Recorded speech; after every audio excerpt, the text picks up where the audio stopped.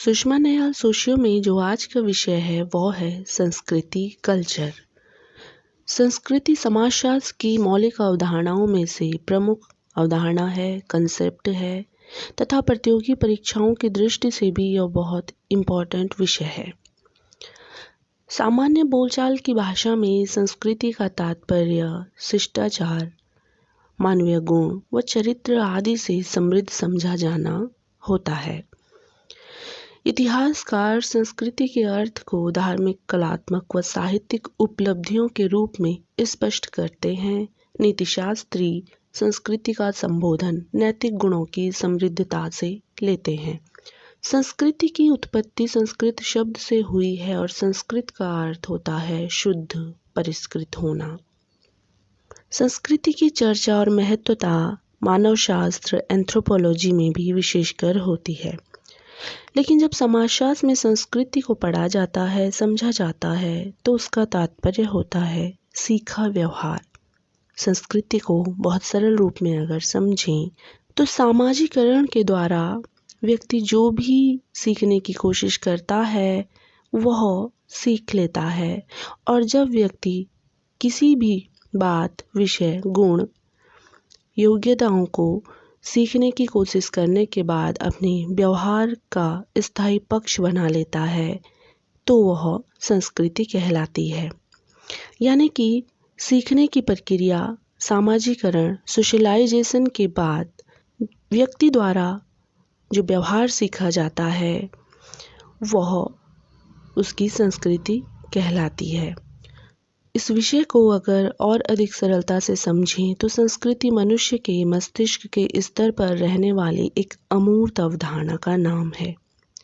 संस्कृति किसी भी व्यक्ति की वह निजी विशेषताएं होती हैं जो वह सीखता है, चाहे वो बोलचाल, आचार व्यवहार, वस्त्र पहनने के तरीके, साहित्य, संगीत की निपुणता, सोचना, समझना, व्यवहार करना, कोई आचरण करना, शिष्टाचार के तरीके, धार्मिक रीति रिवाज आदि, ये सभी पक्ष व्यक्ति सीखता है और अपने व्यवहार में धारण करता है। इस रूप में संस्कृति किसी भी व्यक्ति के द्वारा सीखा व्यवहार है जो कि वह सामाजिकरण यानी कि सीखने की प्रक्रिया के बाद स्थापित होता है। अतः एक व्यक्ति को सामाजिक प्राणी बनाने के लिए जितने भी तत्वों का योगदान होता है उन सभी तत्वों, कारकों की व्यवस्था का नाम कल्चर है। समाजशास्त्र में संस्कृति का अर्थ थोड़ा सीमित है। इसमें केवल अमूर्त एवं अभौतिक उपलब्धियों को ही संस्कृति माना गया है। अमूर्त का अर्थ है जो हमें दिखाई नहीं देती हैं, जो भौतिक नहीं है, जैसे विचार, व्यवहार, कानून, प्रथा, धार्मिक लोकाचार, रीतियाँ, रूढ़ियाँ, परंपराएं आदि नियम या मानव जाति के द्वारा अपनाए जाने वाले आचार, विचार, भावना, विश्वास, भाषा आदि, यह सभी संस्कृति के अभौतिक अमूर्त पक्ष कहलाते हैं। हर एक समाज की अपनी एक फिर निश्चित संस्कृति होती है। विचार, विश्वास, नियम, धार्मिक रीतियाँ होती हैं। जब हम ये कहते हैं कि पाश्चात्य समाज पूर्वी समाजों से भिन्न है या भारतीय समाज अन्य समाजों से भिन्न है, तो हम संस्कृति की ही बात करते हैं जिसके अंदर भाषा, बोली, परंपराएं, रूढ़ियाँ, रीति रिवाज होते हैं। इन्हीं से हम समझे जाते हैं, जाने जाते हैं। समाजों की भी अपनी इसी रूप में अलग संस्कृति होती है, यानी कि अलग सांस्कृतिक विशेषताएं, विचार, विश्वास होते हैं। संस्कृति के अगर पक्षों की बात की जाए तो ऑगवन गिडिन ऐसे समाजशास्त्री हुए हैं जो संस्कृति में मटेरियल और नॉन मटेरियल, भौतिक अभौतिक एस्पेक्ट को रखते हैं। अगर भौतिक पक्षों की बात की जाए, मटेरियल कल्चर की बात की जाए, तो उसके अंतर्गत मनुष्यों द्वारा निर्मित की गई वस्तुएं आती हैं जो कि दिखाई दे सकती हैं, जिनको मापा जा सकता है, जो परिवर्तनशील होती हैं और व्यक्तिवादिता को प्रोत्साहन भी देती हैं और गणनात्मक भी होती हैं। भौतिक संस्कृति के अंतर्गत वस्तुओं को, सामग्रियों को शामिल किया गया है, जैसे मकान, वस्त्र, आभूषण, घर, रसोई घर के उपकरण, पुस्तकें, सड़कें, पुल, फर्नीचर, यंत्र, इक्विपमेंट, मशीनें, औजार आदि। यह सभी भौतिकता को सिखाती हैं। इन्हें हम देख सकते हैं और दिन ब दिन वर्तमान में यह व्यक्ति का हिस्सा बनती जा रही हैं। इन्हें संस्कृति का हिस्सा इसलिए कहा जाता है क्योंकि यह व्यक्ति के जीवन स्तर को उच्च करती हैं, सुखी करती हैं, समृद्ध करते हैं और व्यक्ति इनके द्वारा अपने जीवन स्तर को सुखद बना सकता है, गुणवत्ता बढ़ा सकता है। यह सभी वस्तुएं व्यक्ति को और व्यक्ति के कार्य को सरलता देती हैं। इन सभी पक्षों का व्यक्ति उपभोग कर सकता है, उपयोग कर सकता है। यह वैकल्पिक होती हैं और अपनी इच्छा से व्यक्ति इनको बदल सकता है, चयन कर सकता है। हालांकि ऑगबर्न द्वारा बताए गए इस एस्पेक्ट को मैकआइवर पेज ने सिविलाइजेशन कहा है, सभ्यता कहा है। इस अर्थ में संस्कृति के भौतिक एस्पेक्ट को सभ्यता भी कहते हैं, सिविलाइजेशन भी कहते हैं, जबकि अभौतिक पक्ष वह पक्ष हैं जो अमूर्त होते हैं, मापे नहीं जा सकते हैं, बहुत विश्वासों के बाद भी विखंडित होना उनका संभव नहीं होता।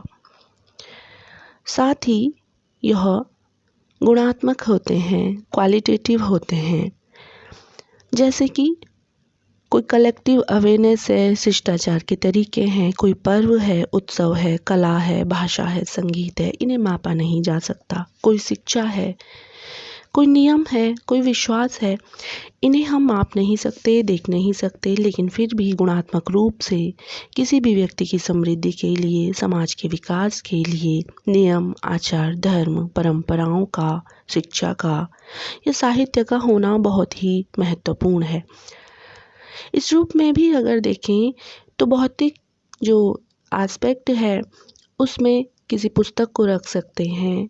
एक पुस्तक या एक पेन भौतिक पक्ष है, लेकिन उस पुस्तक को पढ़कर के जो ज्ञान, जो अवेयरनेस प्राप्त होती है वह अभौतिक है। इसलिए अभौतिक संस्कृति को अमूर्त कहते हैं और संस्कृति का अर्थ समाजशास्त्र में अमूर्तता से ही है। भौतिक अभौतिक में अभौतिक संस्कृति को समाजशास्त्र में बहुत ही महत्वपूर्ण माना गया है। भौतिक एस्पेक्ट को सभ्यता कहा जाता है। E.B. टॉयलर संस्कृति को परिभाषित करते हुए मानते हैं कि संस्कृति व्यापक निर्जातीय या मानवीय अर्थ में वह जटिल समग्रता है जिसमें समाज के एक सदस्य के रूप में अर्जित ज्ञान, विश्वास, कला, नैतिकता, विधि, विधान, रीति रिवाज आदि क्षमताएं और आदतें आती हैं जिन्हें व्यक्ति सीख चुका होता है। कल्चर और civilization taken in its wide ethnographic sense is that complex whole which include knowledge, belief, art, moral, law, custom and any other capabilities and habits. अभौतिक संस्कृति धार्मिक विश्वास, भाषा, नैतिक मूल्य, लोकाचार आदि होते हैं। समय के साथ यह पक्ष समाप्त नहीं होते एवं एक ही समय कई व्यक्तियों द्वारा इसे प्रयुक्त किया जा सकता है। इसलिए संस्कृति को अमूर्त कहते हैं, जबकि भौतिक जो पक्ष हैं या वस्तुएं हैं वह समय के साथ पुरानी होती हैं, नष्ट और समाप्त भी होती हैं। कल्चर किसी भी व्यक्ति के मस्तिष्क के स्तर पर रहने वाली एक अमूर्त अवधारणा है जो कि ज्ञान बनके, सोच बनके, विश्वास बनके, आचरण बनके व्यक्ति के भीतर समाहित होती हैं और बहुत लंबे समय के बाद भी उसी रूप में एक व्यक्ति से दूसरे व्यक्ति तक पहुंचाई जा सकती हैं। जैसे कि माँ अपने ज्ञान और अनुभव को अपने बच्चों तक पहुंचाती है तो वह उस समय संस्कृति को ही ट्रांसफ़र कर रही होती है। इसी प्रकार से पिता जब अपने गहरे अनुभवों को, जटिल शिक्षाओं को या फिर किसी विचार को, विश्वास को अपने बच्चों तक ट्रांसफ़र कर रहा होता है, सिखा रहा होता है, तो बच्चों के द्वारा वह अनुभव सीखने की कोशिश यानी कि सामाजिकरण के द्वारा जब सीखी जाती हैं, अपने अंदर समाहित की जाती हैं, अडॉप्ट की जाती हैं, तो वह संस्कृति बन जाती है। मैकाइवर और पेज मानते हैं कि हमारे रहने, विचार करने, प्रतिदिन के कार्यों को कला, साहित्य, धर्म, मनोरंजन और आनंद को संस्कृति की अभिव्यक्ति कहा जा सकता है। संस्कृति की अगर विशेषताओं की बात की जाए तो संस्कृति सीखा हुआ व्यवहार है। Culture is the learn behaviour. यह आनुवंशिकता के आधार पर एक पीढ़ी से दूसरी पीढ़ी में नहीं जाती। संस्कृति को व्यक्ति समाज में रहकर ही सीखता है। उसके लिए कई माध्यमों को वह आधार बना सकता है। सामाजिकरण के द्वारा बच्चे जो अपने माता पिता, पड़ोसी, साथी, शिक्षक या फिर किन्हीं अन्य व्यक्तियों के संपर्क में आकर जो भी सीखते हैं वह संस्कृति कहलाती है। संस्कृति जैविक नहीं है, यह सामाजिक मनोवैज्ञानिक प्रक्रिया है। दूसरी विशेषता के रूप में यह कहा जा सकता है कि संस्कृति संप्रेषण की विशेषता रखती है, हस्तांतरित होती है, संप्रेषित होती है। यह ट्रांसमिटेड है। जब यह सीखी जाती है तो स्थिर नहीं रहती है। एक पीढ़ी से दूसरी पीढ़ी को विचार, आचरण, व्यवहार हस्तांतरित होते हैं। हम जो भी कुछ सीख रहे होते हैं या सीख चुके हैं वह हम किन्हीं अन्य माध्यमों से सीखते हैं, चाहे भाषा है, प्रतीक हैं या आचार हैं। एक पीढ़ी द्वारा दूसरी पीढ़ी में यह हस्तांतरित होते हैं। संस्कृति में सामाजिकता का गुण है। इसमें किसी एक या दो का अधिकार नहीं होता। जब समाज में संस्कृति के रूप में कोई विचार, भाषा या कोई नियम स्थापित हो जाता है तो वह एक व्यक्ति का न रहकर संपूर्ण समूह का, समुदाय का, समाज का माना जाता है। इस रूप में संपूर्ण समूह के व्यवहारों में ही संस्कृति का निर्माण होता है। इसकी एक और विशेषता है कि इसमें अनुकूलन का गुण होता है, अनुकूलन की क्षमता होती है, यह एडॉप्टिव होती है। यानी कि विभिन्न परिस्थितियों में किसी भी व्यक्ति द्वारा कैसे अनुकूल करना चाहिए इसका ज्ञान संस्कृति के ही अंतर्गत उसे होता है। संस्कृति पर किसी भी क्षेत्र, देश, समूह, काल का असर स्पष्ट दिखाई दे सकता है। जब हम हिंदू धर्म की बात करते हैं तो आर्यन संस्कृति का पुट इसमें मिलता है। गंगा का महत्व, गंगा पूजन, बहुदेववाद, कर्म, ज्ञान, आश्रम, पुनर्जन्म, संस्कार आदि से यह प्रभावित है और यही संस्कृति इस धर्म को मानने वाले लोगों तक पहुंचती है, संप्रेषित होती है।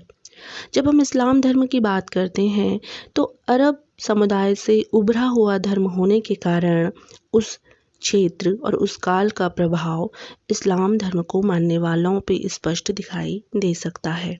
जब हम बौद्ध धर्म की बात करते हैं तो चेतना, ध्यान का प्रभाव बौद्ध धर्म को मानने वालों पर स्पष्ट दिखाई देगा।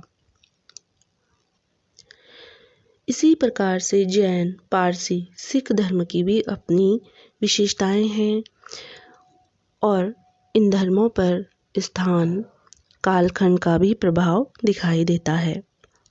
अतः एक संस्कृति में जिन भी तत्वों का समावेश होता है वे सभी व्यक्ति को अपनी सामाजिक, सांस्कृतिक और भौतिक, भौगोलिक विशेषताओं से अनुकूलन कराते हैं। इसीलिए प्रत्येक समाज की अपनी एक निश्चित संस्कृति होती है जिस पर सामाजिक व भौगोलिक दशाओं का प्रभाव स्पष्ट मिलता है। साथ ही समाज में मानव आवश्यकताओं की भिन्नता के कारण व्यक्तियों में विचार करने और व्यवहार करने के ढंग भी पृथक मिलते हैं, पृथक होते हैं। अतः एक व्यक्ति जिस समाज में, जिस माहौल में, जिस परिस्थिति में, क्षेत्र में जिन लोगों के बीच रहता है उनसे बहुत सारी बातें वैसे ही सीखता है। सीखने की प्रक्रिया और सीखने के माध्यमों से व्यक्ति जो भी सीखता है वह उसके व्यवहार का हिस्सा बन जाते हैं और हम जो भी दिखते हैं, जैसे हम होते हैं, वह असल में हम अपनी संस्कृति यानी कि सीखे व्यवहार के कारण ही होते हैं। फिर वही हमारी छवि आइडेंटिटी के रूप में भी उभर के आती है। इन शॉर्ट अगर कहें तो संस्कृति सीखा व्यवहार है, लर्न बिहेवियर है, जो कि हम लर्निंग प्रोसेस सामाजिकरण के माध्यम से सीखते हैं। तो आज के वीडियो में कल्चर से संबंधित यह थी कुछ जानकारियाँ। वीडियो अगर अच्छा लगा हो तो शेयर कीजिए, चैनल सब्सक्राइब कीजिए।